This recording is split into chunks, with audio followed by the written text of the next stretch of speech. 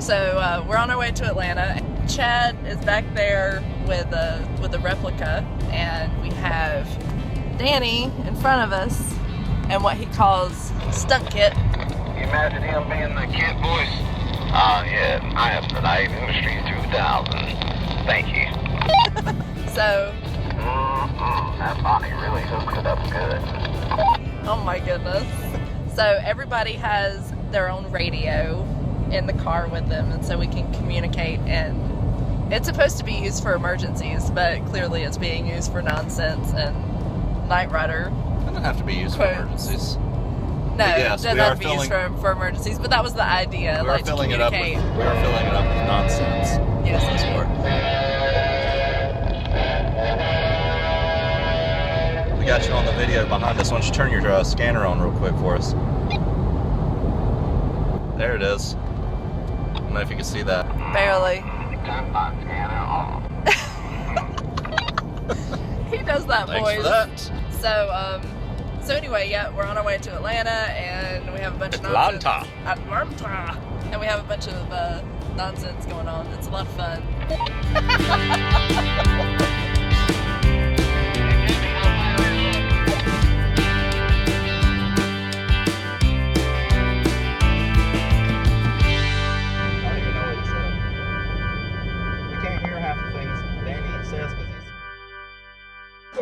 But it's a great Batmobile, darn it. Somebody ordered the tiramisu. Yeah, we'll have badges for everybody in the morning, because I got to go make them in the middle of the night. You don't need no stinking badges. Anybody got anything? What kind of switches are those, like on the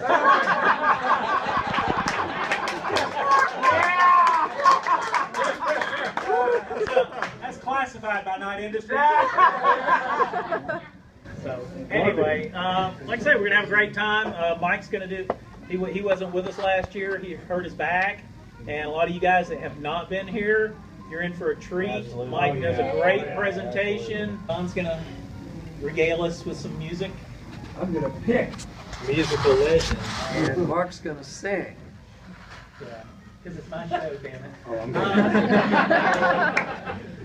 But if you want to remember tomorrow, get some sleep. That's it. Thank you.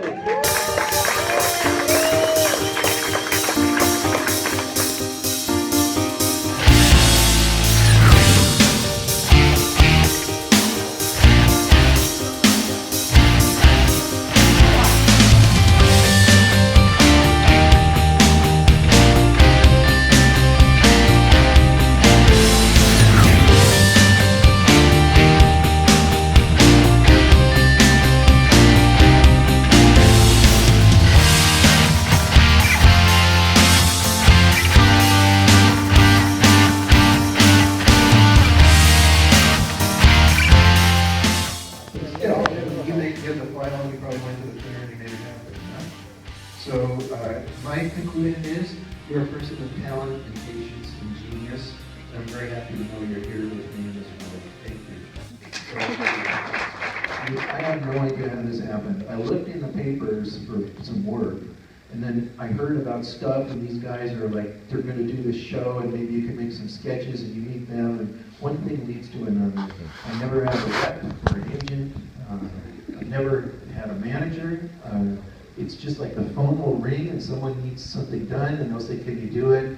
And I'll lie and I'll say, yeah. And oh my gosh, why did I say yes? And then, you know, you're in the middle of the job and you're thinking, if only they knew, like, I'm like so completely unqualified to do this. But anything, I think anytime you're in the arts, you always have that feeling like maybe a bit off more than I can chew, whatever. Practical things, I was freelance 17 years, during which time Back to the Future, Knight Rider, a lot of other stuff happened. Most of the movies I worked on. So somebody hears about it and... Yeah, people hear about it. And the thing is, like I say, it's like being in a war. And you've got to be able to trust someone to do what has to be done in the time that you have. That's the main thing. And how will they trust you? Because you did something else.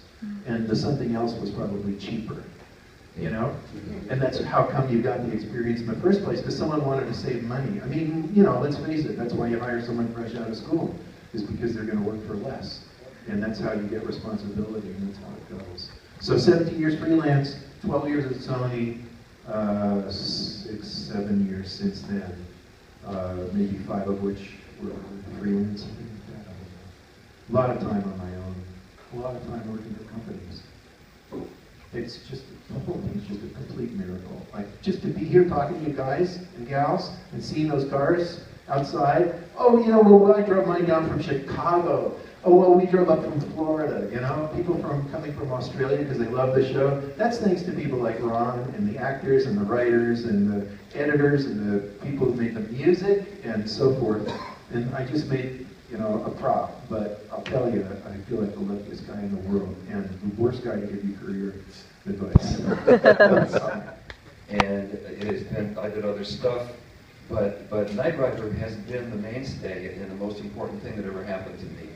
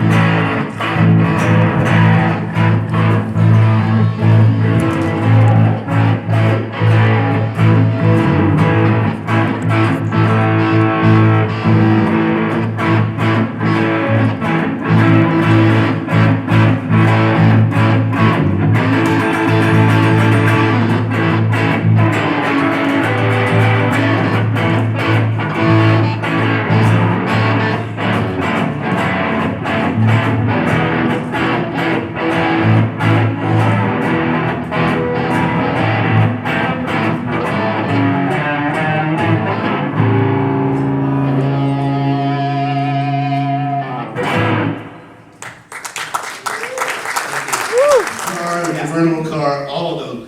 And I can tell you all about those. Affected me as well. We wanted to do a different car. And they wanted to do something a little different. So I'm over at George's one night, and Jay Orberg just started working with him. And so we're sitting there, and Jay he looks over to, George has nothing but car models all over his office, in case you've never been there. And Jay turns around and says, why don't we have the front pop out?